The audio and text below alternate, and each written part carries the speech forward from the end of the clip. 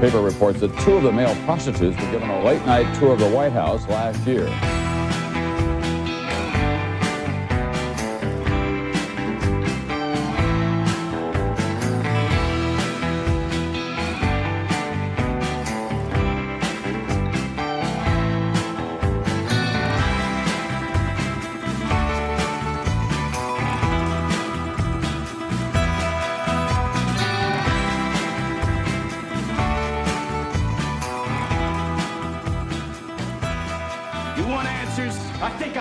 You want answers. I want the truth. Hi, everybody. My name is Nick Bryant, and welcome to the Nick Bryant Podcast. My guest today is Tim Tate. He is an author of several books and also a maker of many films.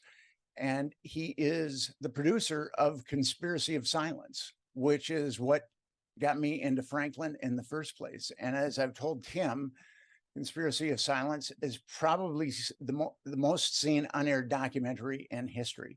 How you doing today, Tim? I'm doing good, thank you. How are you? I'm good. So tell us a little bit about cutting your teeth on Conspiracy of Silence.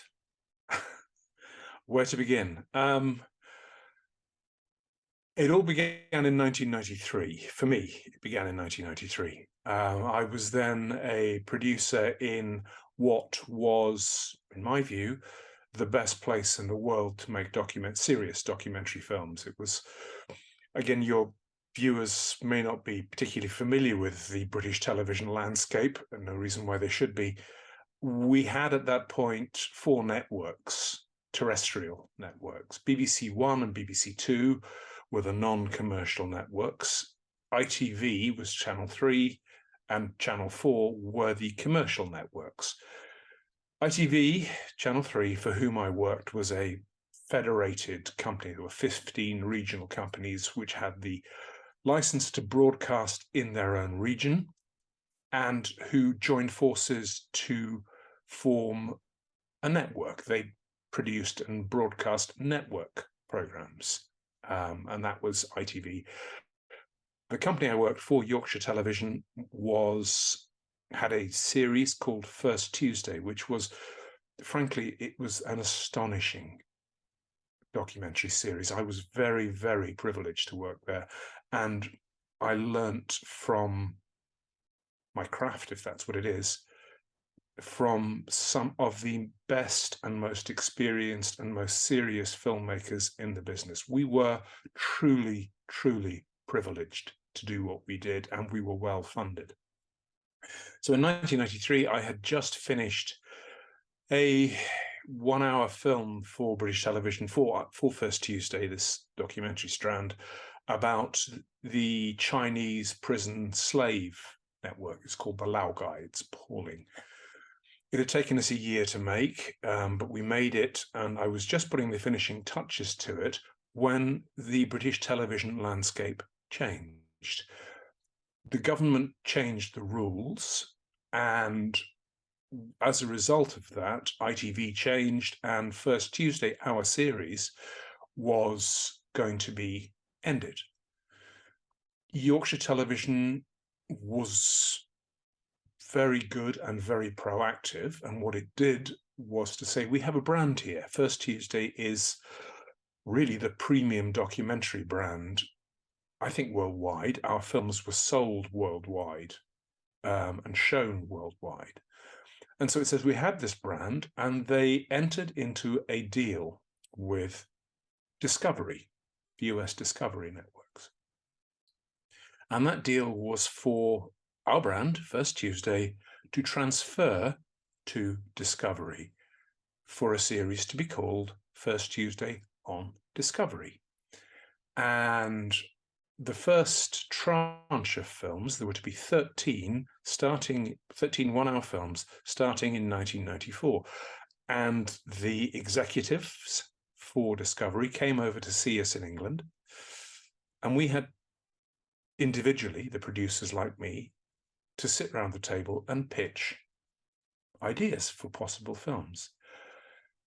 Someone I'd worked with, a freelance journalist in LA, had talked to me about Boys Town and about Franklin a year or so beforehand, and I said, this looks to me like a subject which needs investigation.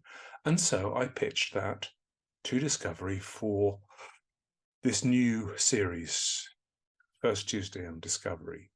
And Discovery said yes. I mean, they didn't just say yes. I can remember exactly the phrase they used. It's got politics, it's got pedophilia, it's got everything. And so it was the first film that they greenlit for this new series. And beginning in the summer of 1993, my colleague, the director of the film, Nick Gray, and I began work. And we went to Nebraska. We met with and interviewed some of the key people, the key characters in the saga, and we began working out what it was this film could and should say. And how was it in Nebraska? How was your going in Nebraska? I liked Nebraska, I have to say. I mean, I know some of my colleagues say, Nebraska, really? And I like the Midwest. And I liked Nebraska. I found the people I was dealing with very friendly by and large, and very helpful and very concerned. I was joked is the wrong word, but joked about it later. We went back and forth to Omaha and Lincoln several times over the next 8 or 9 months, but we always seemed to go at the worst times of the year. So it was either absolutely appallingly hot, or it was viciously cold in the winter. But nonetheless, as I say, the people we talked to, the people involved in the story, were deeply concerned and deeply worried and wanted this film to be made. Did you encounter a lot of fear when you talked to people in Nebraska? Oh, yeah. Yeah, very much so. I mean, you can almost divide that into two separate sets of people. There were the professionals who had been working on this story, this case, for some years, and that included the state officials who had been tasked with investigating it, state representatives from the Nebraska state legislature, the children's services people. They were all not just concerned and worried. In some cases, they were fearful.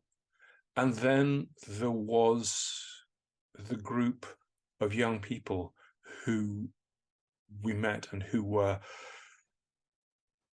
well, you'll know better than me, but they were the second wave, if you like, of whistleblowers. And what they had to talk about was their own abuse and what they'd seen and what had happened to them. And they were, in some cases, absolutely terrified. I remember I spent a lot of time in Nebraska to write the Franklin scandal. I went there 13 times. And the first time I was there, I just encountered like a blanket of terror. And then I'd keep coming back. I mean, people didn't think I was going to be coming back. And, I'd show up and then I'd leave and then I'd show up. And I mean, some people thought I was going to get offed. I mean, because the Franklin scandal is replete with very strange homicides and suicides.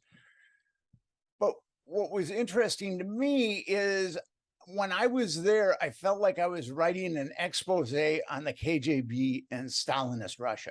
I mean, that's what the fear that I encountered there was so palpable, but that's what I thought.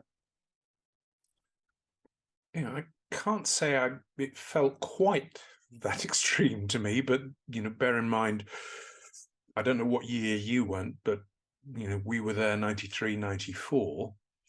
And bluntly, there were a lot of us, the way we made films in those days, we shot everything on film, not video. This was 16mm film. that takes a fairly sizable crew. So, there was me, my colleague, the director, there was a researcher, there was a cameraman, a camera assistant, a sound recordist, a PA. That's a large enough group of people. Did we feel under threat? I mean, you could ask them, I guess, but there were times when I think we collectively were sure we were being followed, and not subtly. The same cars, unmarked cars, would show up at places we were. I mean, I think the only time I really felt truly fearful was towards the end, when we had rattled some official cages. Boys Town plays an integral role in the Franklin scandal, and I found Boys Town students who were trafficked by that network of Lawrence E. King and Craig Spence. Boys Town has never been receptive to talking to me, and they weren't receptive to talking to you, but you kind of crashed the gate at Boys Town. Could you tell us about that? Yeah, I mean, it's a calculated risk, isn't it? We went in, we drove in, and we were filming, and we filmed as much as you can film from a car, from a vehicle driving around. Boys Town is, for those of your viewers who've never been there or don't know, it's huge. I mean, this is technically, legally, it's an incorporated town. This isn't a small facility. So, we drove around, we filmed, and we were asked to leave. You and your crew actually went into an office where, and you had some documentation. I think you probably had the Julie Walters report, because, and on that report, it talks, Ulysses Washington talks about being trafficked. And it was a 46-page report written by a Boys Town youth worker. But you actually went into the administrative offices of Boys Town and tried to talk to someone, and weren't very successful. Yeah, you're going to have to forgive my memory. This is 30 years ago. I don't remember doing that, but if it's in the film, I guess we did. It's in the film, because I found Boys Town to be impenetrable. I mean, it's like you said, it's an incorporated city. It has its own police force, and I was there. A former student at Boys Town and I went there, and we were looking at yearbooks, and there was some people in the yearbooks that I wanted to find, but Boys Town has not been receptive whatsoever to talking to Nick Bryant, and actually they're quite litigious, Boys Town. And when my book came out, I was worried about Boys Town being litigious, because basically in the Franklin scandal, I say Boys Town is a smorgasbord for pedophiles.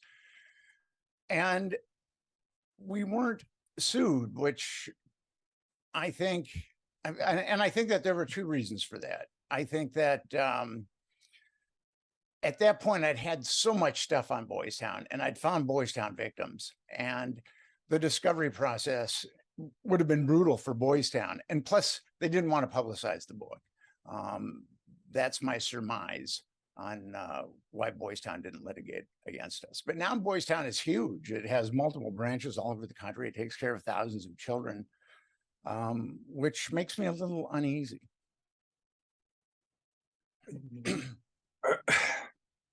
I don't know how to respond to that.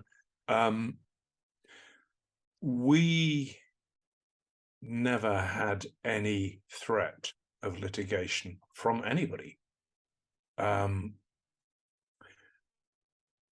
As producer of the film, part of my job was to shepherd it through the legal processes. And, we haven't quite got to, I guess, what happened to the film, but British libel law, British libel courts, English libel courts are the strictest in the world. So our external lawyers, who are one of the biggest firms of libel specialists, went through every dot and comma of the script and every frame of the film. And it didn't take that long, but I worked with them and they gave the film a clean legal bill of health, which is what obviously British broadcasters needed. Because this was for Discovery US as well as Discovery Europe, I had to clear it separately with US libel lawyers. So I worked with a firm, again, a major firm of New York-based libel specialists. They gave it a clean bill of health as well. It was, we had to show that we could prove every last thing we said in the script, in the film, and they were happy. So when my first sojourn to Nebraska, I was a little skeptical. I had seen Conspiracy of Silence, and I'd actually given screenings of Conspiracy of Silence. I'd got the cassette, and I would invite my friends over. I was wondering, what do you guys think? I mean, is this real? I mean, what's your take on this unaired documentary? And all of them said it was chilling, and that they felt that there was definitely something there. And I went to Nebraska thinking that there was a ring probably in Nebraska, but I didn't think that they were flying kids around the country. I didn't think that it was connected to a dark corner of intelligence. I didn't think blackmail had occurred. And I was skeptical about Boys Town because Boys Town is such a pristine, august organization. And when I got there, and I started talking to people, and then I started getting some documents, I realized that it was all true. And that was, I mean, there was also a death threat for me on my first time there, but I think it's a little different when one individual goes instead of like a crew. But what I found much more disturbing than the death threat was the fact that it was a reality, that this pedophile network was a reality. When did you come to that conclusion? I mean, I think like you, I began with a healthy dose of journalistic skepticism. So the first trip we made, research trip to Nebraska, we were working on relatively limited information at that point. We knew that there were allegations that young people, youth, had been sexually abused, that they had been trafficked within Nebraska and within elements of both Nebraskan society, if you want to put it that way, and Nebraskan politics, and that this had all allegedly been covered up. I'd made films, written books about child sexual abuse for a number of years before that, and it's a universal trope of almost every film I've made and every book I've made, that at some point someone, be it a victim, a perpetrator, or a police officer, or a child welfare officer, will tell you, yeah, it's a cover-up. There are police involved, there are this involved, the government's involved. And you hear that, and it's very rare, in my experience, that you can actually find definitive, hard evidence to support those allegations. The point at which my skepticism about Franklin and the story truly waned was when I was given access to the grand jury materials. Now, you'll know, because I know you've seen them, there was a state legislature ordered inquiry into the allegations, and it hired an investigator, a private investigator, and he recorded interviews and took witness statements, and the result was a room full of material. I mean, I literally mean a room full of material. Red, as I recall it, large red binders full of documents and boxes full of videotapes. Now, you're not meant to see grand jury material. Grand jury material is meant to be secret, but we were fortunate. I was given access to all of that material, and all of it, I think without exception, supported with documentary evidence the basic premise that young people had been sexually abused, that young people had been passed around at parties, had been fed drugs, whether or not to make them compliant. That's a question I can't answer, but they had been trafficked within Nebraska. And then other documents clearly showed that a number of these young people, whistleblowers, if you want to call them that, and I do, alleged that they had been trafficked out of Nebraska, primarily to Washington, D.C., where they had been required to provide sexual services at parties for rich and powerful men. Now, at that point, when I'm staring at hard documentary evidence, and not just staring at it, I made copies of every piece of paper in that room. I mean, shipping them back to the UK was interesting. At that point, I knew, and my colleague Nick, the director, knew, yeah, I mean, this is a story that can be told if witnesses will talk to us on camera. And beyond that, and this was always the test for films for First Tuesday, this was a film that should be made and the story that should be told. And your film crew ended up in Washington, D.C., where you talk about Craig Spence as Lawrence E. King's partner and pedophilic pandering and blackmail. What revelations did you have in Washington, D.C.? Again, I'm having to cast my mind back 30 years, and I don't know how many films since then, 30, 40 films, and I don't know, 11 books. So bear with me as I dredge my memory. My memory is geriatric, so I have a lot of empathy with you that way. Thank you. I'm grateful for your tolerance. My memory is that the revelations or the evidence which shocked me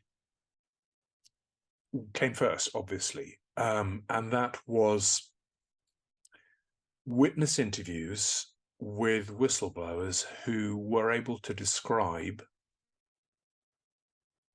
vividly the parties they had been required to attend, had been flown in to attend, where they were in Washington, D.C., and by and large that was on what's loosely called Embassy Row in D.C. And these were individual accounts which corroborated each other. Now, that doesn't mean that there wasn't cross-fertilization, but the investigator who took their statements, Gary Caradori, was a very careful and painstaking and thorough investigator. When the whistleblowers who we dealt with, and there's a story about why we only dealt with this second wave of whistleblowers, gave their own versions of similar parties in Washington, D.C. and elsewhere, to which they'd been taken and at which they were required to give sexual services. And we took one of them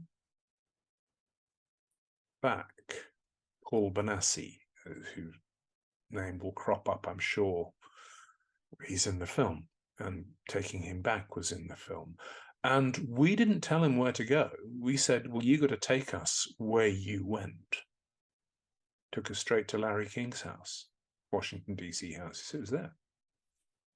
And there wasn't hesitation. It wasn't like, I've got to look at a map. He knew where he had been, and his account, or that part of his account, matched the other accounts. If you want to look at it crudely, prima facie, that's good evidence. In Conspiracy of Silence, you show Paul Benassi walking by the White House, and he said that he was taken there on a midnight tour. And in fact, I found a lot of documentation that children were taken, not only children, but sex workers were taken to the White House on midnight tours. And when I initially saw Paul saying that he'd been taken to the White House on a midnight tour, I was very, very skeptical. But then I ran into a number of people who could corroborate that. And at that point, I came to believe that Craig Spence and Lawrence E. King were taking some people on midnight tours of the White House. And this was the White House under Bush 1. Yeah. And I mean, that's how shocking this story is. And it really shows that it goes to the apex of American power. You talked a little bit about blackmail and Conspiracy of Silence. Can you remember what came up about blackmail? The short answer is no. Dredging my memory, we obviously came across, because Benassi pointed us towards that, the call boy ring that was operating out of DC. And there was a journalist, a reporter for the Washington Times, Paul Rodriguez. The late Paul Rodriguez. Yes. Who had worked a lot on that story. I mean, he had been the one who broke it. And so I went and sat down with Paul, and we talked, Paul Rodriguez. And one of the things he had always tried to get hold of was the credit card slips that had been seized by the police from this callboy network. Again, we're 30 years on, there aren't credit card slips these days. It's all electronic. But in those days, there were physical slips, flimsies. And they had been sealed. Now, that's unusual, not unheard of. We could never get a straight answer as to why all that material had been seized. What was unchallenged and proven fact was that there had been at least one callboy network working out of DC, and that it had clients who came from the higher reaches of politics and indeed, I think, business as well. I can't remember what was said about blackmail in the film. Forgive me, I haven't seen it for a very, very long time. But that these call boy rings existed was proven fact. That a number of the whistleblowers from Franklin said they had either been part of that or described circumstances and events which were so similar as to make it more likely than not that they were talking about these networks, was persuasive, to put it mildly. I just wanted to, I'm sorry, I know I'm interrupting you and talking too much, but I just wanted to make something clear. When we talk about children in this context, by and large, we're talking about adolescents. We're talking about 15, 16, 17-year-old. Now, in this country, you're not really a child at the age of 16. I know it's different in the States, but I just want to be clear that we're talking about youth, adolescents, very vulnerable youth and adolescents. We're not talking about preteen children. I actually did find some preteen children that had been to Boys Town, that had been molested. And Troy Bonner, who you center a lot of the film on, he's debating whether he should support Alicia or not in her new trial. He also discussed children under the age of 10 being pandered by Lawrence E. King. So with these freaks, they were primarily pandering adolescents. But if you wanted a child younger than a teenager, they would certainly provide that. They were straight up sociopaths. They had no difficulties providing children to their more affluent patrons. That's what I encountered. I can only speak to what I found and what I was able to prove. So I have a memory that there were a couple of very early adolescents, I think we're talking 11, 12, who had been whistleblowers and had given statements to Gary Caradori. I was, much though I tried, and boy did I wear out shoe leather all across Nebraska, I was never able to sit down and interview them. So, I had their statements, I had their evidence, if you like, but that is not something I could prove.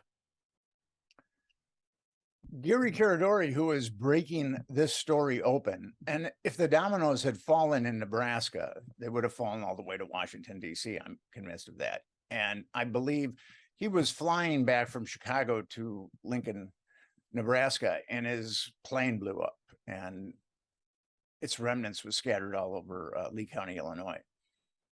And I believe that Gary Caradori got pictures of what was going on with these parties. I believe that, and Rusty Nelson is a guy that it's difficult to take him at face value. He has I think a tenuous relationship to truth, but I've got a number of corroborations that he gave Gary Caradori pictures. Rusty had been a photographer, blackmail photographer for that network. And Caradori was flying back to Lincoln, and then his plane blew up and it killed Caradori and also his son. But Gary Caradori had a briefcase throughout the entire investigation, the Franklin investigation, and that briefcase was missing from the artifacts that were taken from the crash. And I also had like the daily reports of Gary Caradori and what he was finding on a daily basis. Did you have those daily reports too? Yes, I mean, they were part of the grand jury files. And did you come to the conclusion that Gary Caradori had been murdered?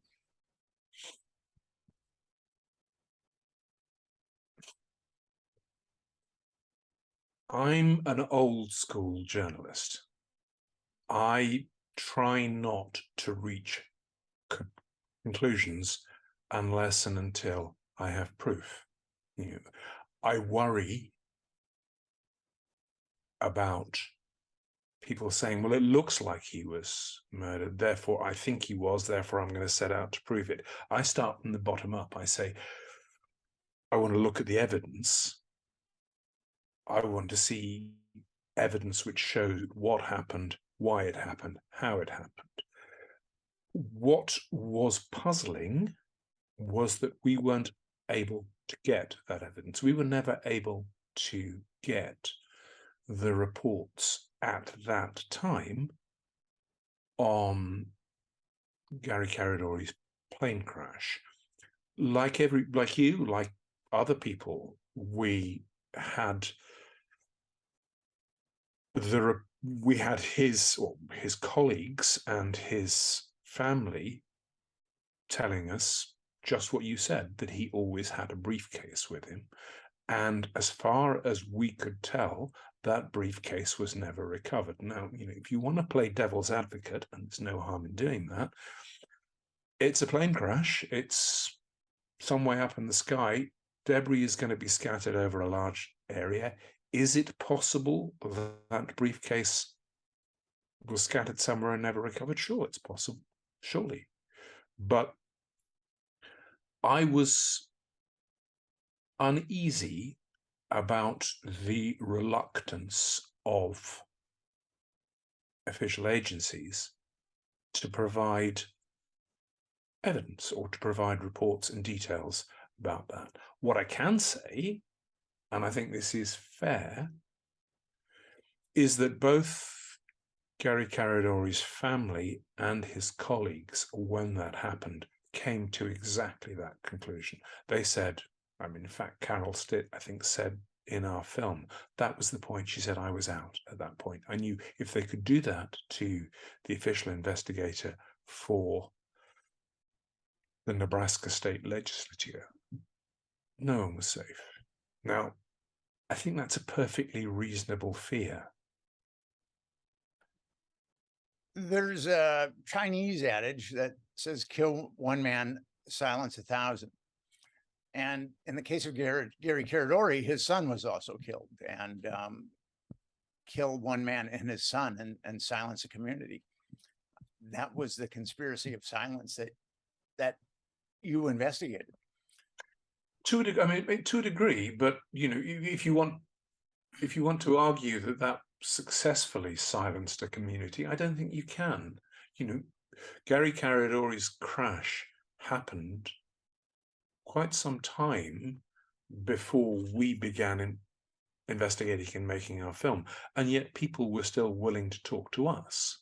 Now, all right, they were guarded, all right, they were fearful, but it didn't silence them. So I just think we need to be a little careful about our terminology. I'm talking about in real time, that Gary Caradori's death put a pall over the people that really believed that there had been a pedophile network at large in Omaha, Nebraska. And I don't think that any official agencies were at all cooperative with you. I know that they weren't cooperative with the Nebraska legislature. They impounded all of Gary Caradori's records the day after he died. But were any official agencies willing to provide you with information? No. No. Everything I got, which was a lot, was provided unofficially. Now, there were some, in my view, very brave and honorable individuals who did that, at some risk to themselves and their own careers, if not freedom. But no, I don't recall any official agency being willing to assist in any way throughout the, what are we talking, 9 months that we worked on that film? You discuss Alicia Owen and her perjury trial. And what's really what's really interesting is I got the transcripts of her trial and I went through it, and the miscarriages of justice in that trial. It was, I think, the longest criminal trial in Nebraska history.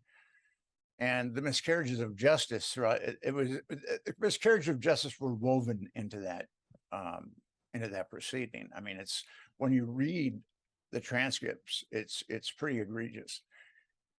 And she was ultimately given 9 to 15 years for perjury, and she spent 2 years in solitary confinement.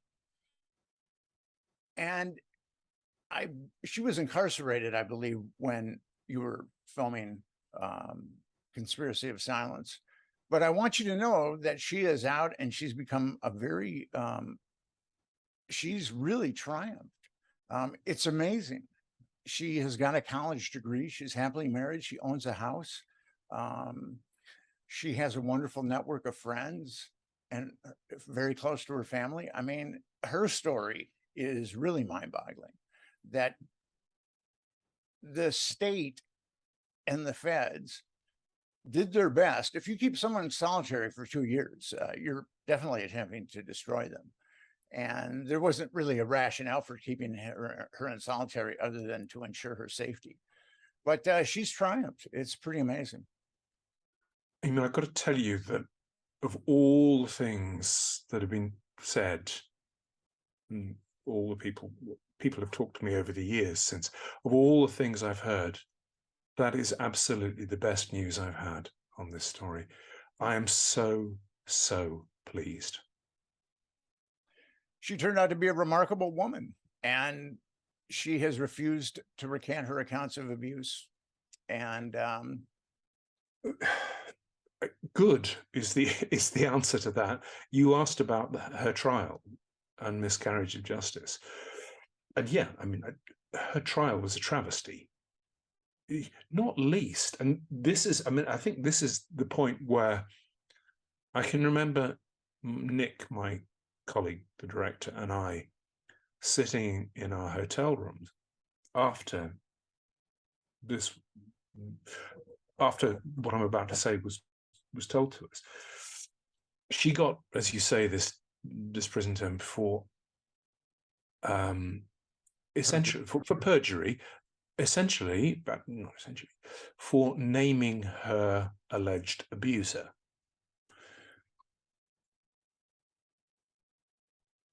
This was under Nebraska state law. It was a state court trial. The person who wrote the statute under which she was tried for the Nebraska state legislature was John DeCamp, the lawyer who is at the heart of this, one of the good guys, I think. And he was incandescent. He said, I wrote that law. I can tell you that not merely is it not a crime to name your alleged abuser, but that the statute actually requires you to do so in court. She was convicted of a crime which did not exist. It's interesting. She was indicted on 8 counts of perjury from a state grand jury and 8 counts of perjury from a federal grand jury. And she was looking at 200 years. 200 years in prison, and she still refused to recant. And I see movies like with Aaron Brockovich, where some woman triumphs over difficult odds. I've never seen a movie quite like Alicia's story.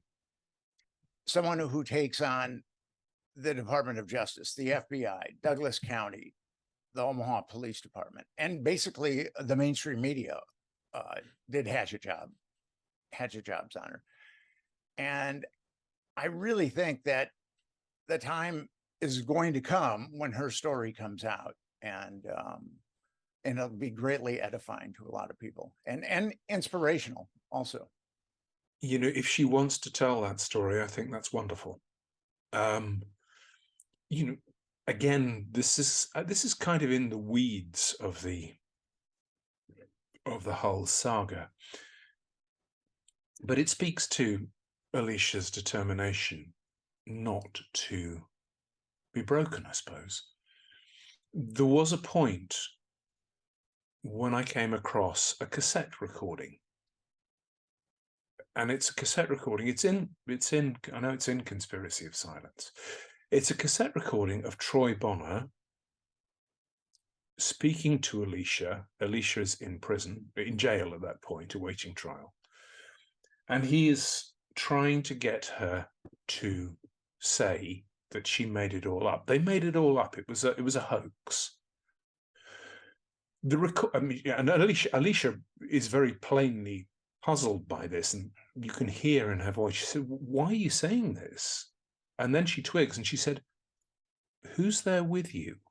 And I knew the answer, because right at the front of that recording, that cassette tape recording, an FBI agent identifies himself and the fact that this is going to be a recording between Troy Bonner and Alicia Owen. And, it was unquestionably an attempt at entrapment, which is, I think, I found shocking. But I had another question, and maybe this is too granular, I don't know.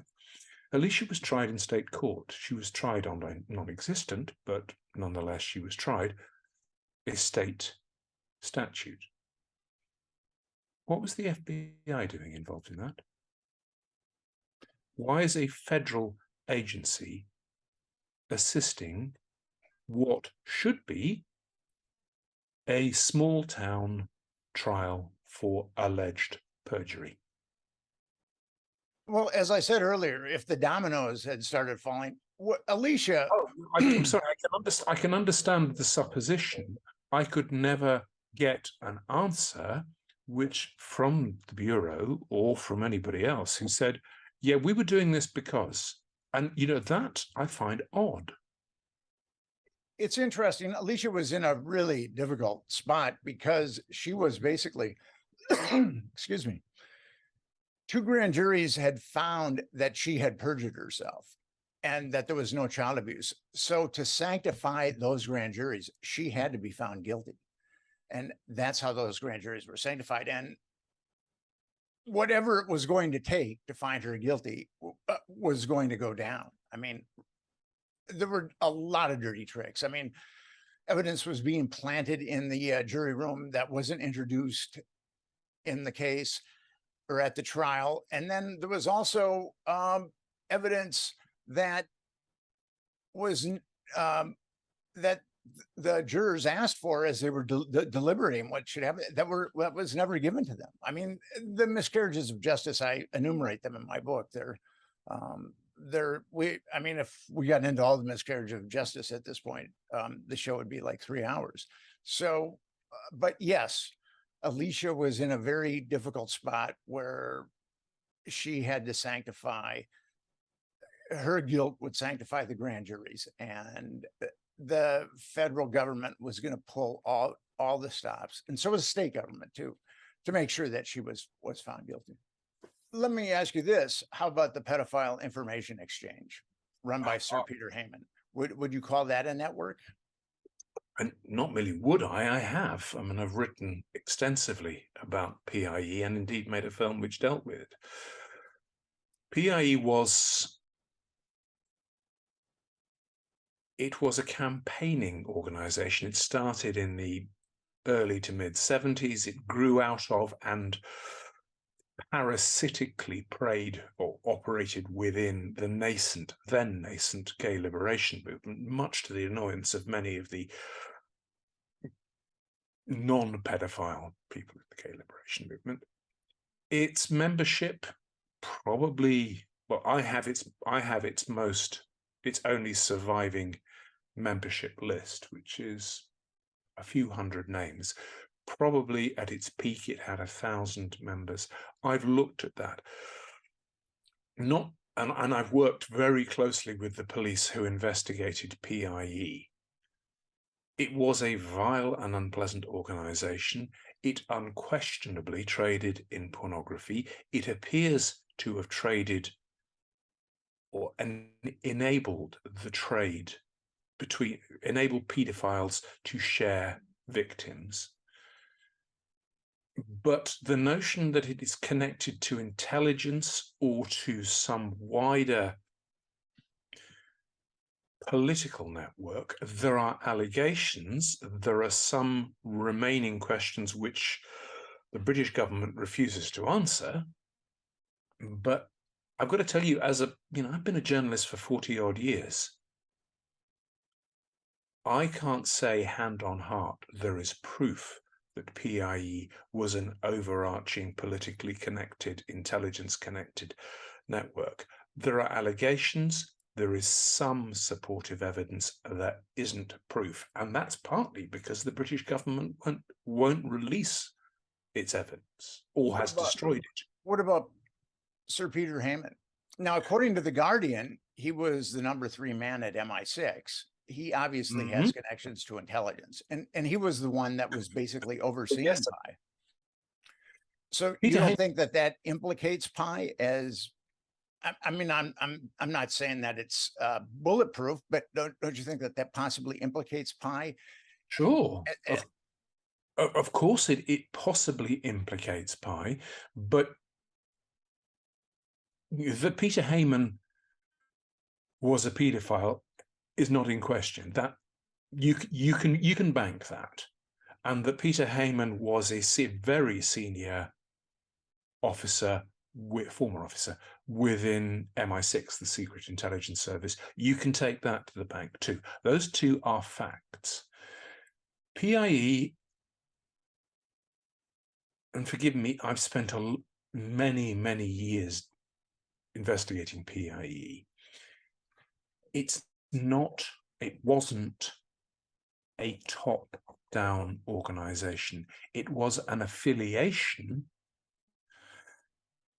of like-minded men and some women who believed that they either had the right to, or that to have sex with children, or that children had the right to have sex with them. Vile, unquestionably, dangerous, absolutely. But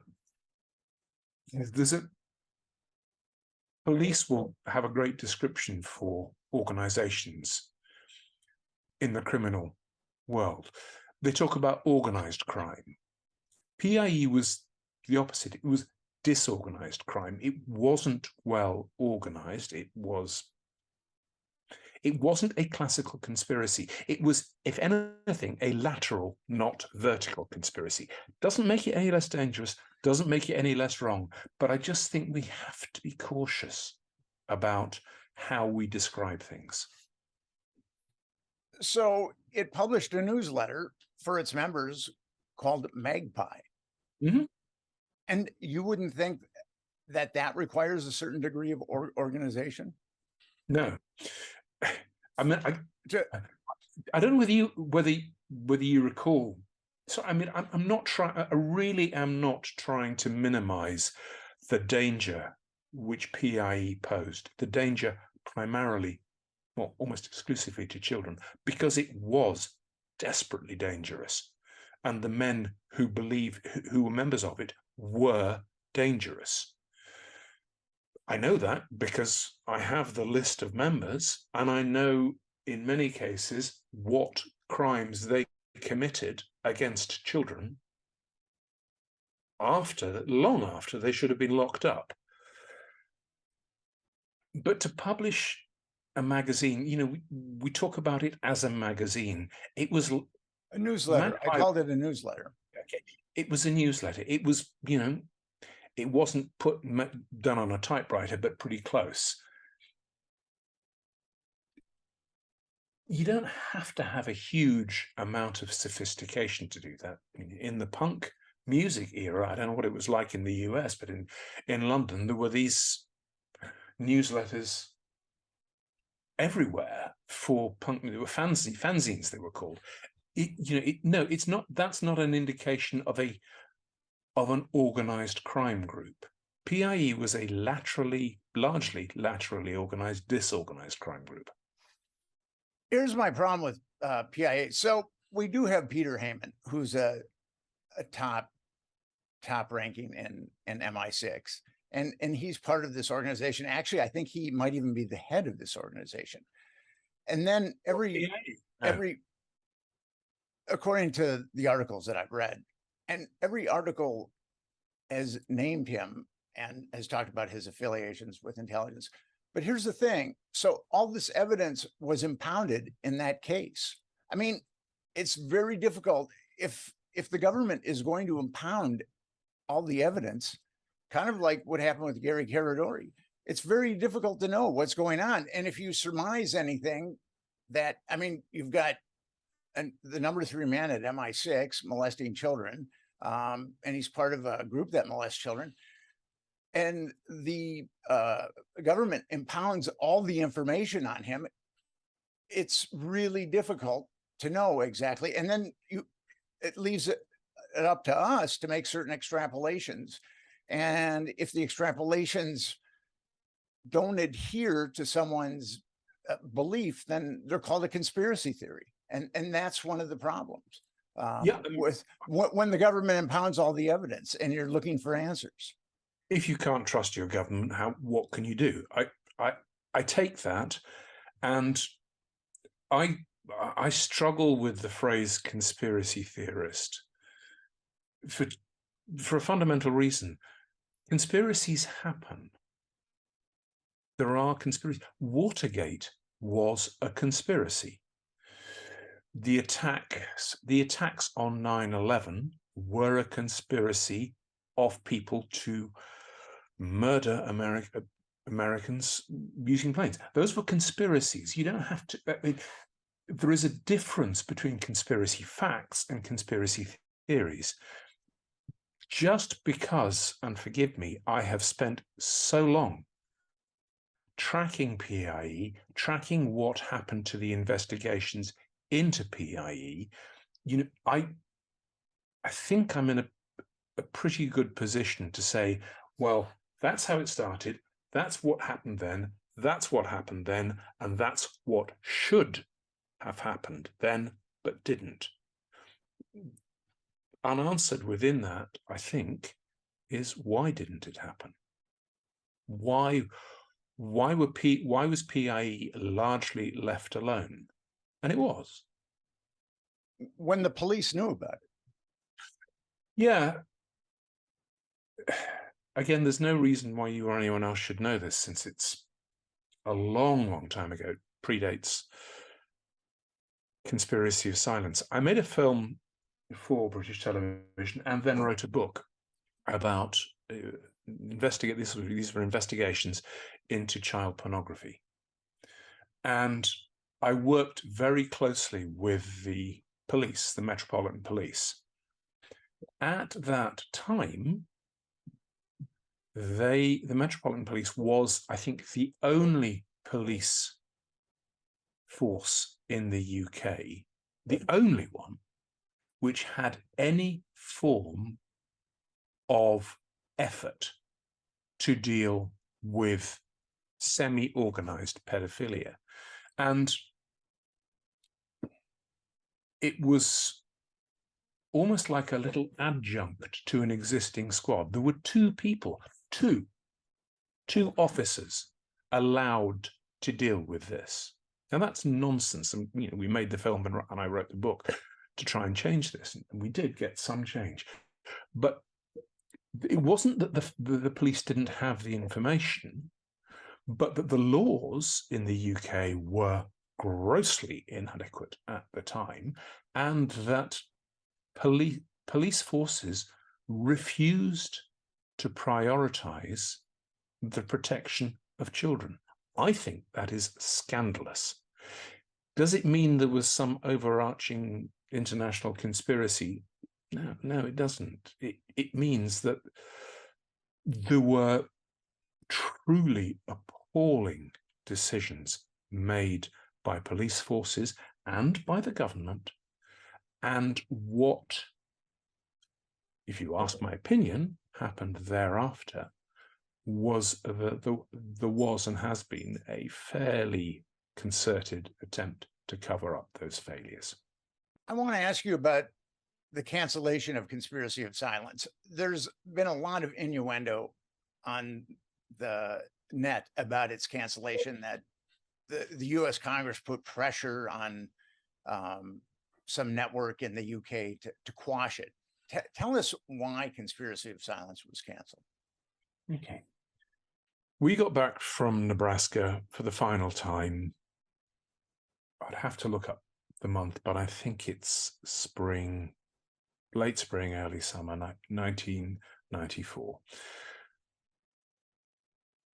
I had all of the files, the ones that you talked about and you've seen, and you know how extensive those were. I mean, they took up a wall in the office in Yorkshire Television, and we had all of the material we'd shot on film. In those days, as I say, it was filmed on film, 16mm film. We began editing that, my colleague Nick and our regular film editor, a very fine film editor. Strips of celluloid, sticking them together, putting it together on this big old film editing machine, a Steenbeck. The process was that you arrived after several weeks at a rough cut.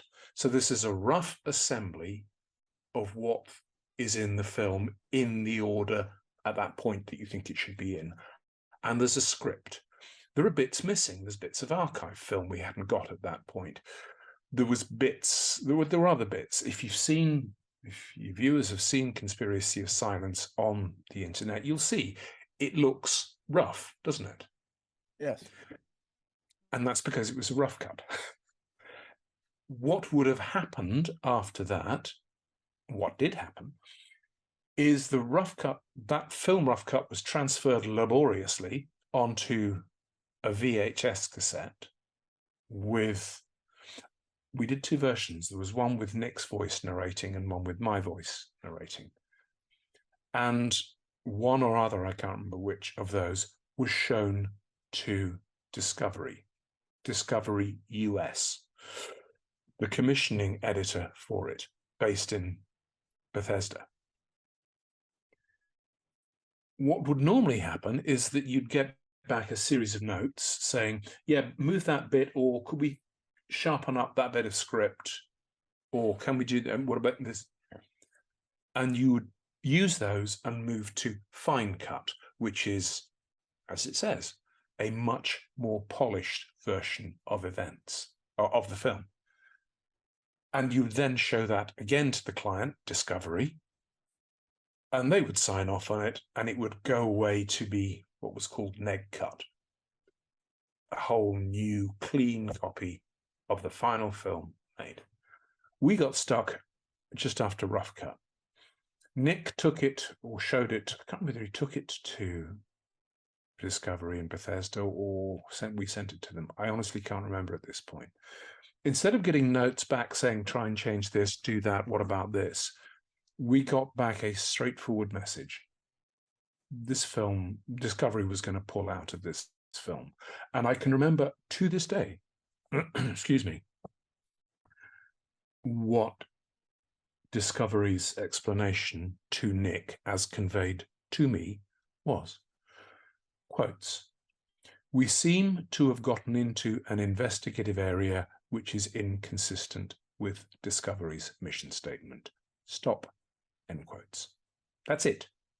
That's all we were told. Discovery then handed the film, handed the rights to the film back to Yorkshire Television, my employers, and said, we'll pay for everything you've done so far. We'll pay the cost. We'll pay the agreed budget. And you can sell the film to anyone you want to sell it to on the condition that you never associate Discovery with it. for reasons I can't actually really explain. No, I guess it's because it was a very American story. No British network was interested. I don't know what happened thereafter. It wasn't of my pay grade, if you like. I just made the films, and that was that. Why that happened, what made Discovery do that, I could not tell you. I heard secondhand many years afterwards that Discovery, or one of the commissioning team, had said, oh, there were legal problems. Well, I can tell you, I'm the producer who cleared it with the lawyers on both sides of the Atlantic. There were no legal problems. More than that, I can't tell you. Well, it's a film that certainly edified a lot of people, and it edified me sufficiently, so I made a sojourn to Nebraska. Unfortunately, the conspiracy of silence has bounced around the internet, and it's been connected to the Illuminati and shape-shifting reptilians, which is totally unfortunate. But it's certainly an enlightening documentary. And Nick, or I should say, Tim, I really want to thank you for coming on the Nick Bryant podcast. You're welcome. And you've given me some good news on a wet Tuesday night in England, that Alicia Owen is doing well, and that is cheering. So thank you. Alicia Owen is doing great. And well, have a good night, Tim. Do say hi to her for me. Okay, I will. Have a good night. And you. Thanks again, Nick. Okay, bye.